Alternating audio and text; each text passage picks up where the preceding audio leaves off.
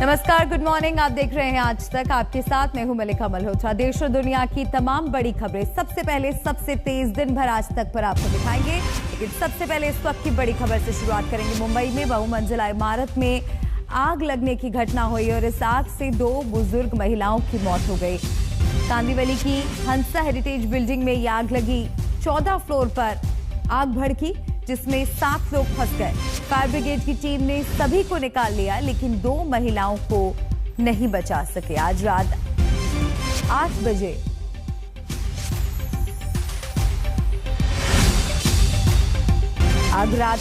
बजे लगी। पटाखे और शॉर्ट सर्किट से आग लगने की आशंका जताई जा रही है।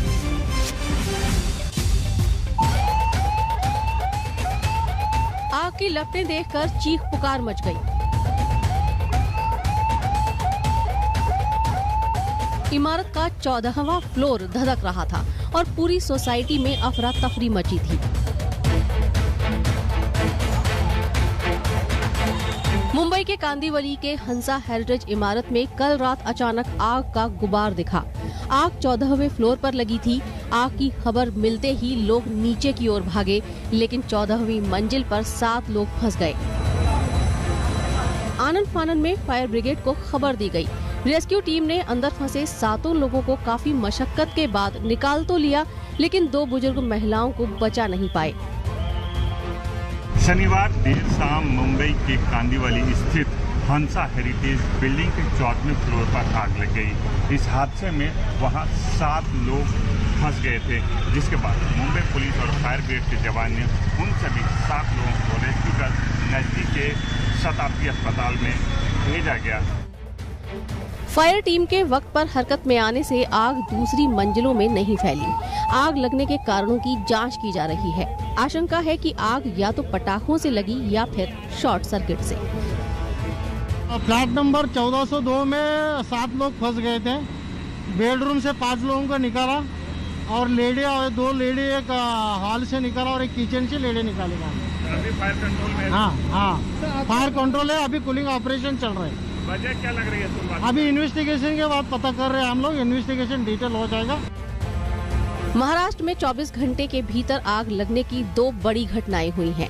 कल सुबह अहमदनगर में एक सरकारी अस्पताल के आईसीयू वार्ड में भीषण आग लगी थी, जिसमें 11 कोविड मरीजों की जान चली गई थी। मुंबई से एजाज खान के साथ आज तक ब्यूरो। अब एक और बड़ी खबर। बीजेपी की आज राष्ट्रीय कार्यकारिणी की बैठक है। 2019 की जीत के बाद पहली बार बीजेपी की इतनी बड़ी बैठक होने जा रही है। सुबह 10 बजे पार्टी अध्यक्ष जेपी नड्डा के भाषण से कार्यकारिणी शुरू होगी, जबकि पीएम मोदी का समापन भाषण भी होगा। तो खड़े होकर ताली बजाते हुए एक बार बोलो भारत माता की।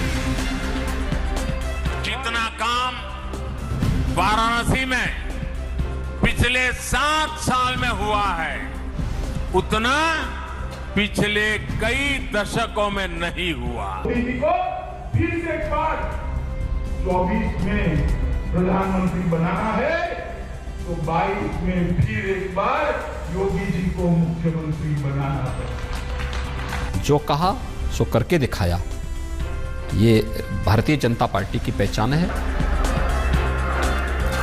2019 में बीजेपी ने धमाकेदार अंदाज में वापसी की। कमल ऐसा खिला कि विरोधी चारों खाने चित हो गए। इस जबरदस्त जीत के 2 साल बाद बीजेपी की सबसे बड़ी बैठक होने जा रही है। 2019 में मोदी सरकार की वापसी के बाद बीजेपी की पहली राष्ट्रीय कार्यकारिणी में प्रधानमंत्री नरेंद्र मोदी और बीजेपी अध्यक्ष जेपी नड्डा समेत तमाम दिग्गज नेता शिरकत करेंगे। फिर चाहे वो गृह मंत्री अमित शाह हो या फिर रक्षा मंत्री राजनाथ सिंह, वित्त मंत्री निर्मला सीतारमण हो या फिर सड़क परिवहन मंत्री नितिन गडकरी। बीजेपी की राष्ट्रीय कार्यकारिणी दिल्ली के एनडीएमसी कन्वेंशन सेंटर में होगी। ये कार्यकारिणी सुबह 10 बजे से दोपहर 3 बजे तक चलेगी। शुरुआत पार्टी अध्यक्ष जेपी नड्डा के भाषण से होगी, जबकि समापन प्रधानमंत्री नरेंद्र मोदी के भाषण के साथ होगा। गरीबों के हजारों करोड़ रुपए लूटने वाली भ्रष्टाचार की साइकिल, ये भ्रष्टाचार की साइकिल 24 घंटे अलग से चलती रहती थी।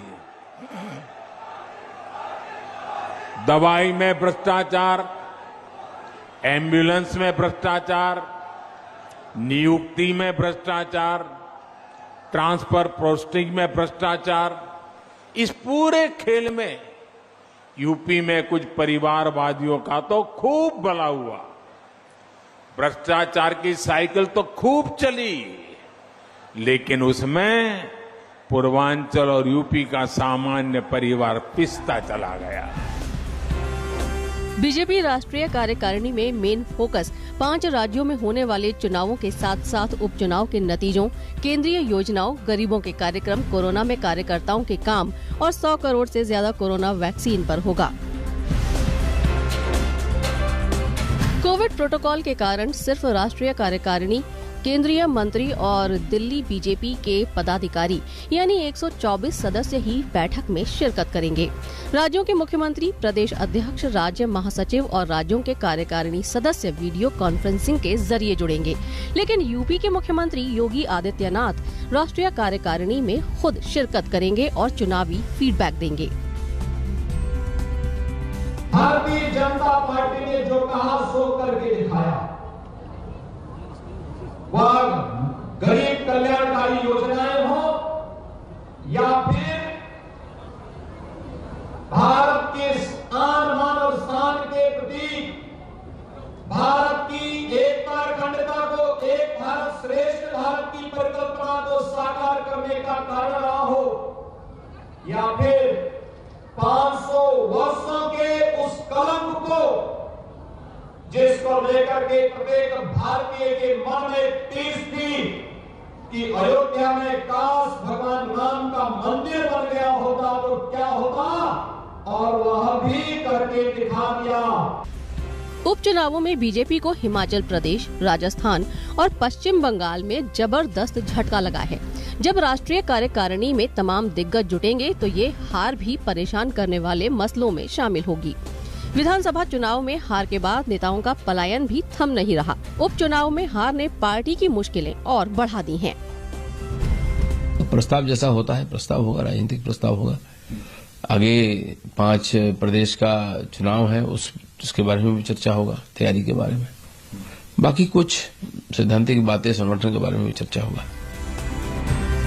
राष्ट्रीय कार्यकारिणी में उपचुनाव में हार और 5 राज्यों में चुनाव पर चर्चा तो होगी ही, पर उन मसलों पर भी नजर होगी जो पार्टी को परेशान कर रहे हैं, फिर चाहे वो महंगाई हो या फिर अपनी मांगों पर अड़े किसान।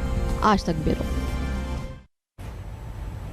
प्रधानमंत्री मोदी एक बार फिर सर्वे में दुनिया के सबसे लोकप्रिय नेता चुने गए। अमेरिकी कंपनी द मॉर्निंग कंसल्ट की अप्रूवल रेटिंग में पीएम मोदी 70% के साथ सबसे पॉपुलर नेता चुने गए हैं। जून में जारी हुई अप्रूवल रेटिंग की तुलना में इस बार प्रधानमंत्री मोदी की अप्रूवल रेटिंग बेहतर हुई है। इस रेटिंग में अमेरिका के राष्ट्रपति जो बाइडेन 6ठे नंबर पर हैं, जबकि ब्रिटिश प्रधानमंत्री बोरिस जॉनसन 10वें नंबर पर है। बढ़ते हैं आगे, अगली खबर का रुख करेंगे। देश के बंटवारे की जिम्मेदार जिन्ना का जिन एक बार फिर यूपी के चुनावी बोतल से बाहर निकल आया है। जिन्ना को गांधी पटेल की कतार में खड़ा करने वाले अखिलेश न केवल अपने बयान पर कायम है, बल्कि इतिहास पर हवाला देकर अपने बयान को सही भी ठहरा रहे हैं।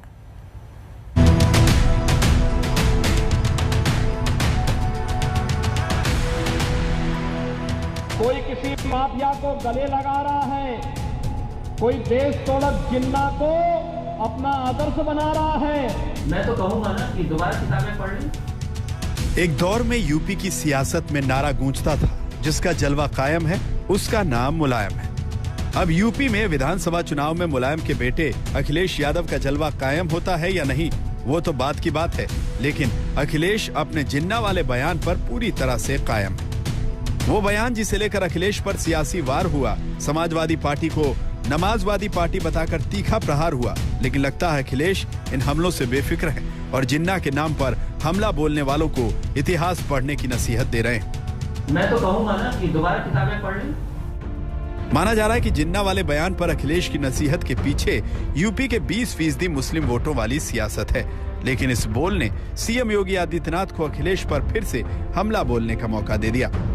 एक दल के नेता ने पिछले दिनों एक वक्तव्य जारी किया था, और वक्तव्य क्या जारी किया था यानी भारत की अखंडता के प्रतीक सरदार पटेल की तुलना देश तोड़क जिन्ना से करने का कुत्सित प्रयास किया था।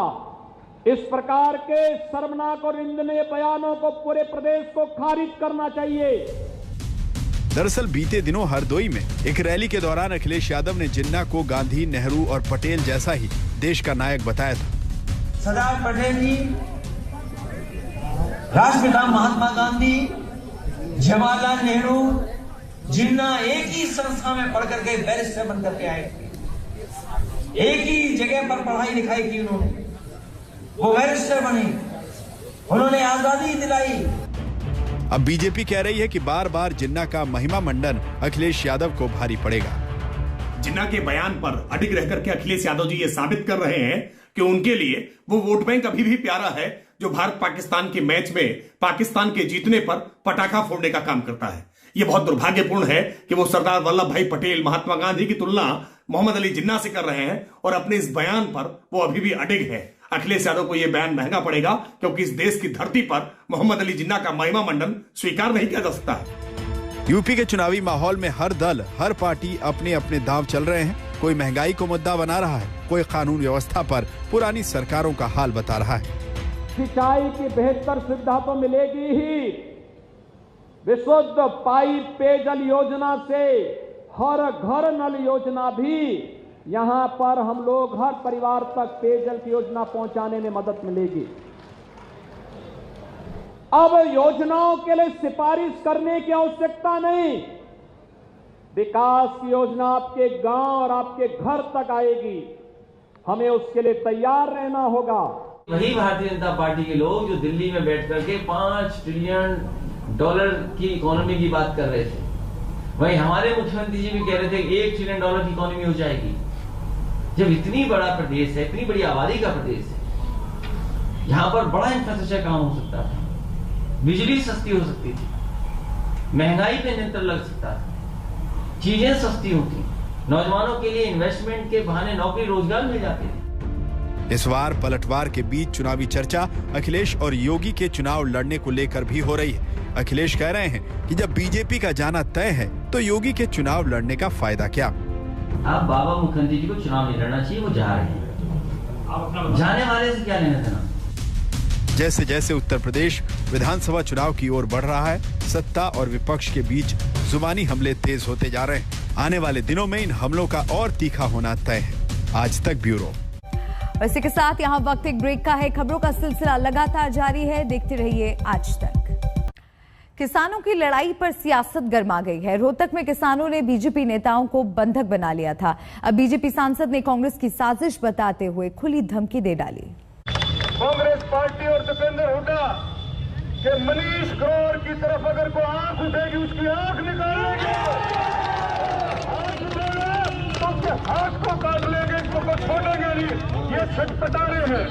ये किस बात के लिए छटपटारे हैं? राज के लिए।